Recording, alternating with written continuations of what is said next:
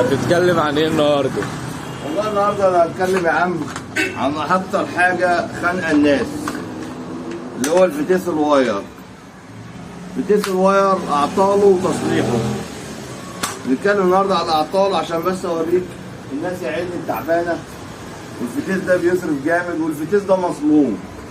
الفتيس ده مظلوم مع النوبيرا دهائي. اكتر 80% من اعطال الفتيس بسبب دي. بص دي كده، دي سربنتينة التبريد بتاعت الفتيس الواير. لما بيحصل مشكلة في الراداتير، المية بتخش على هنا تروح داخلة على الفتيس على طول. دول خراطيم التبريد.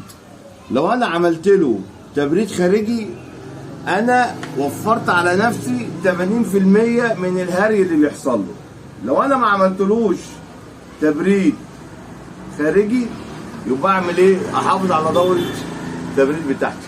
كل فترة اودي كل صيف كده اودي الريداتير يتسلك ويتظبط وبتاع، يجيب ريداتير نظيف يعمل له ايه؟ تبريد خارجي. اول ما بيدخل عليه ميه ده الله يرحمه.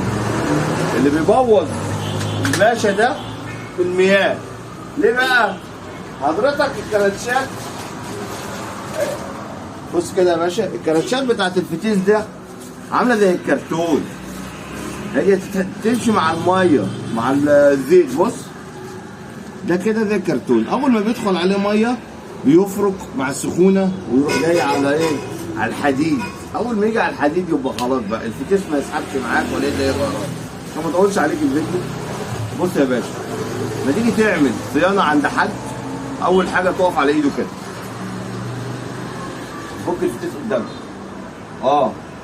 يا باشا البند والله الترومبه ماشي. الترومبه دي بايظه يا باشا. طب ماشي، الترومبه دي بايظه ليه يا باشا؟ خلي بالك بقى، الترومبه دي بايظه ليه؟ بص الترومبه الشمبر هنا مش مظبوط. الترومبه دي بتروح للخراط. بص خلي بالك، انا ببيع قطع غيار وافياد لي اللي انت تشتري، بس انا بقول لك لله عشان انا عارف الدنيا واقعه مع الناس. دي بتتفك وتروح للخراط، والزور ده كله لو رايح في داهيه بيتعمل. يعني شايف الزور ده كده؟ لو رايح في داهيه كله بيتعمل. هو بلد الطلعه سكه 1000 جنيه. 1000 جنيه حط على الفتيس يقول لك 3000 جنيه 2000 ونص. لا، هو 1000 جنيه عند الخراط، ويعمل لك ايه لا مؤاخذه؟ يروح عامل لك الايه؟ شايف الصفرة دي؟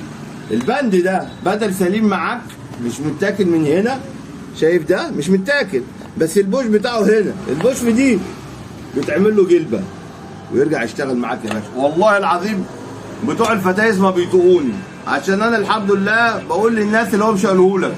هو انت تروح لبتاع الفتايس يقول لك 20000 جنيه 30000 يا باشا. طب لما نفك يقول لك لا. هو اصل نقول اللي لينا واللي علينا. طقم الاصلاح معدل 10000 جنيه 9 ونص و10، بس الحاجات الباقيه ممكن يخش معايا في 17 18000 اخره، بس ما تدخلنيش في 30000 من الاخر. اللي يقول لك الكلاتشات بايظه، اقف على كلاتشاتك 21 كلاتش، اخد القدام واجيب له طقم اصلاح جديد. ما تسيبش حاجتك القديمه عند حد. قال لك اغير الترومبه واغير البند، يا باشا دول ما بيتعمل لهم جلب. انا سمعت الراجل بيقول لك الراجل ابو عيده كداب. ده راجل بيقول اي هري وخلاص. لا وتعمل والله ده شغلنا، فتيس بتاعتنا، والناس اللي بتصدر لها بنعمل كده. انا بروح لبتاع الفتيس، مصنعيتك كام؟ 3. ياخد 3000 جنيه مصنعيه، فك وتركيب وصيانه. حاجته اجيبها لي انا. جبت حاجه غاليه ليا، جبت حاجه رخيصه ليا، بس الزبون الصنايعي ما يجيش يقول لي انا بعد ما اقفل لك مش مسؤول. لا، هو انت الحاجه اللي هتجيبها عليها سكر، والحاجه اللي انا هجيبها عليها ملح. يجي بقى عملنا صيانه الفتيس، وما تيجي تستلم فتيسك يا معلم، الطلعه قويه بس بيأخر غيارات. الفتيس كويس، بس المشكله في ايه بقى هنا؟ تأخير الغيارات في حاجتين. بص لي كده يا باشا، شايف اللي هنا ده اسمه منظم. اسمه منظم. اسمه منظم.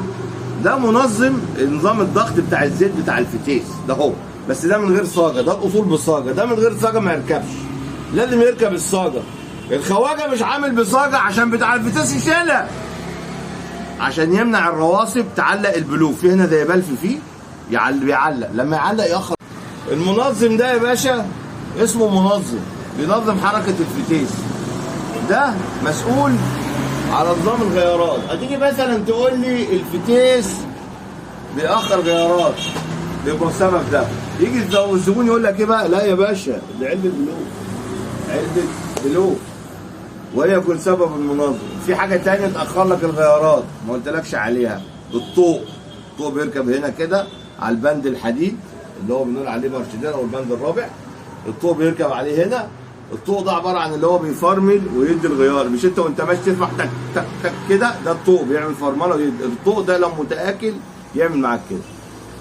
انت عملت صيانتك 100 100 و10 على 10، حاجتك القديمه ما تسيبهاش، ويا ريت تعلمها عشان الحاجات بتتغير.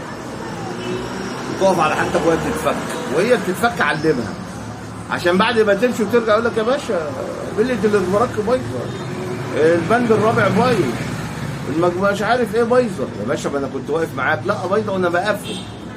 انا استهبل، هتستهبل. ما بلاش استهبال بقى على الناس بقى، بلاش.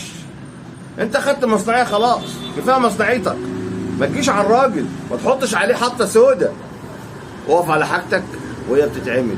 يبقى الفتيس الواير لما تستلمه من الصنايعي هات حاجاتك، تقف على ايده والحاجه بتتقفل.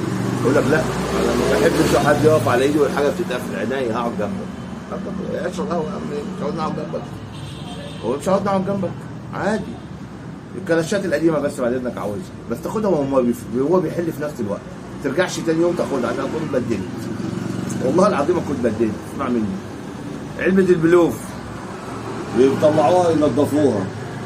طب يا باشا ما انا كنت جاي لك علبه البلوف بتنقل، بس لما الفتيس عطل العلبه ما نقلتش اوتوماتيك عشان الفلتر قفل. يروح فاتحها ويفضل يعملها ويسوي 4 علبه بلوف. طب يا باشا تسمح تغسلها بس، وبعد ما نقفل نبقى نشوف موضوع ان شاء الله اتغيره ولا لا، عشان علبه البلوف دي هي اللي بتعلم الفتيس ده فوق. الفتيس ده النهارده بيعمل 35 40 ومش موجود والله. اللي موجود في السوق متصين وبيقول لك فتيس استيراد. انا والله بقول للزبون انا عندي حاجه متصينه وعامله قرشين، تمشي معاك يا مرحبا، ما تمشيش خلاص يا باشا. مش هنكذب على الناس، محدش بيدخل قبر حد معاه. وجب وحيد كده غير الحمد. ونصيحه ليك، اما تعمل صيانه للفتيس اغرم 1500 جنيه 2000 جنيه واعمل تبريد خارجي.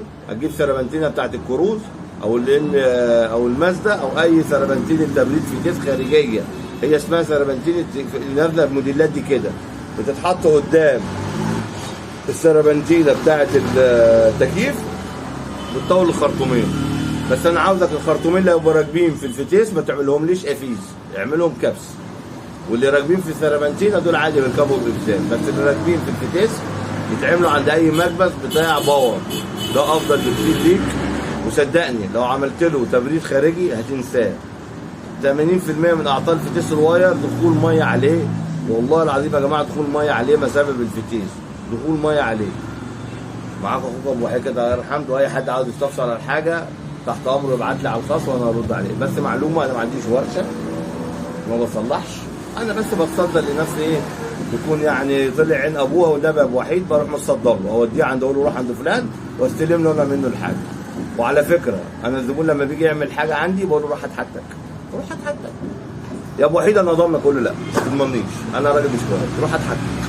ده افضل، عشان بعد كده يجي يتكلم يا باشا انت حاجتك جايبها بنفسك، انا ما جبتش حاجه، بس انا بقف لك بس بستلم لك وبحاسب الصنايعي، ولو الفتيس مش عاجبني ما بستلموش. السلام عليكم يا رجاله.